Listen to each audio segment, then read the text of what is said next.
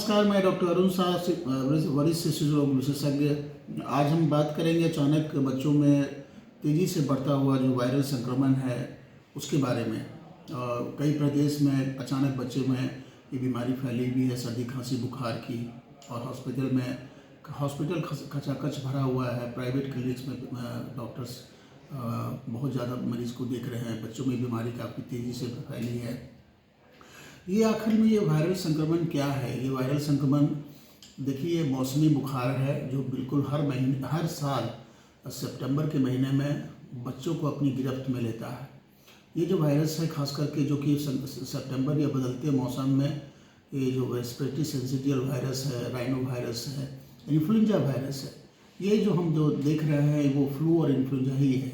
ज़्यादातर केस में influenza virus है जो कि बच्चों में संक्रमित कर रहा है। इसके क्या लक्षण हैं? इसके लक्षण हैं कि जो बच्चे को सर्दी खांसी बुखार अचानक हो जाना, वो इसके प्राइमरी सिम्टम्स हैं। और ख़ास करके चूँकि किसी भी वर्ग में ये समस्या आ सकती है, लेकिन बच्चों में ये इसका असर ज़्यादा देखा जा सकता है।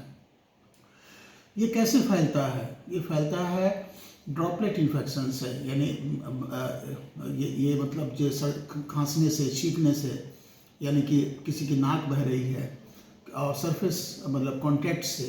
तो ये फैलने का मतलब है कि या तो अभिभावक से बच्चों को फैलता है या बच्चों को बच्चे से फैलता है।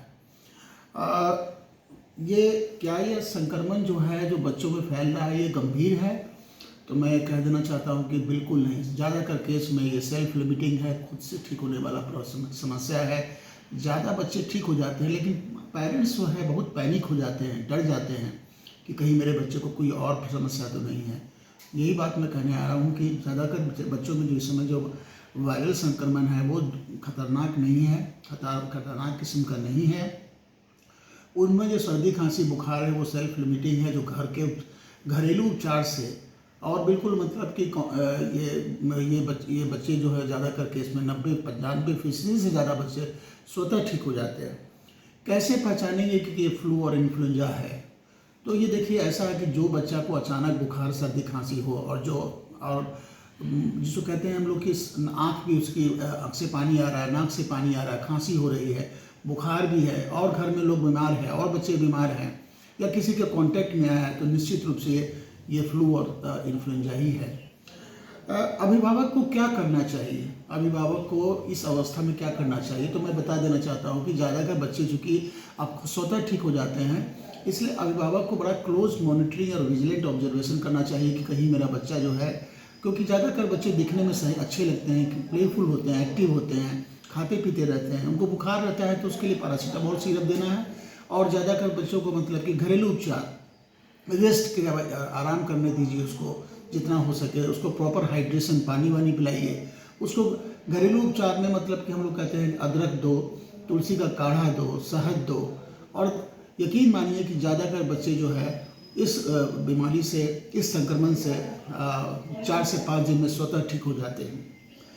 अभिभावक को क्या नहीं करना चाहिए? अभिभावक को ये कि किसी भी हालत में सेल्फ मेडिकेशन नहीं करना चाहिए, एंटीबायोटिक का प्रयोग नहीं करना चाहिए, कफ सिरप बाज़ार से खरीद कर लाना नहीं चाहिए, क्योंकि कोई भी कफ सिरप का सर्दी खांसी बुखार में कोई रोल नहीं है।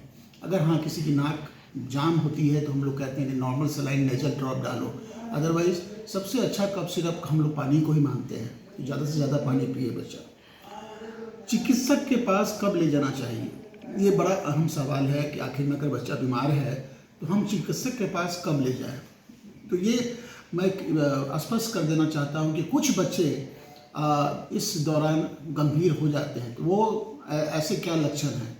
ऐसे लक्षण हैं कि अगर बच्चा को तेज़ बुखार हो और 3 से 4 दिन में बुखार नहीं उतरता हो, बच्चा सुस्त हो जाए, बच्चा कुछ खा पी नहीं रहा है, बच्चे को बुखार देने की दवा देने के बाद भी बच्चा जो है वो एक्टिव नहीं है, बच्चे की पसली चल रही है, पंजरा चल रहा है, बच्चे को लगातार उल्टी हो रही है, बच्चे को दस्ती हो रही है, तो ऐसी अवस्था में चिकित्सक के पास अविलंब ले जाना चाहिए। लेकिन ऐसी अवस्था बहुत कम आती है, इसलिए चिकित्सक के पास ले जाना तभी चाहिए जब बच्चा काफ़ी बीमार दिखने में लगता हो।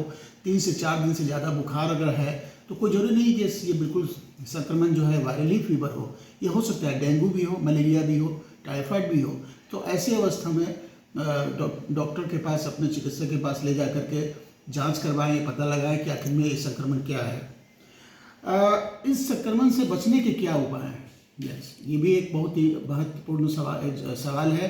तो इससे हम बच सकते हैं। अगर किसी को घर में किसी बड़े को सर्दी खांसी बुखार होता है तो उसको चाहिए कि वो अपने आप को आइसोलेट करे, मास्क पहने, बच्चों को अलग करें, क्योंकि ये एयरबोर्न ट्रांसमिशन होता है, ड्रॉपलेट इन्फेक्शन से होता है। तो घर में हमेशा मतलब कि वो अगर बीमार है तो वो निश्चित रूप से अपने आप को अलग थलग कर ले, बच्चों को अलग थलग कर ले, मास्क पहने, बच्चे भी मास्क पहने, ताकि वो संक्रमण एक दूसरे से नहीं फैले। बच्चे कहीं भी अगर बाहर जाते हैं तो मास्क पहन के ही जाएं, ताकि क्योंकि ये संक्रमण जो है चारों तरफ फैला हुआ है, इसलिए उससे उसका बचाव होगा। और बच्चों को भी ये संक्रमण जो है उसको रोकेगा। इसके बचाव के लिए क्या बच्चों में कोई टीकाकरण उपलब्ध है?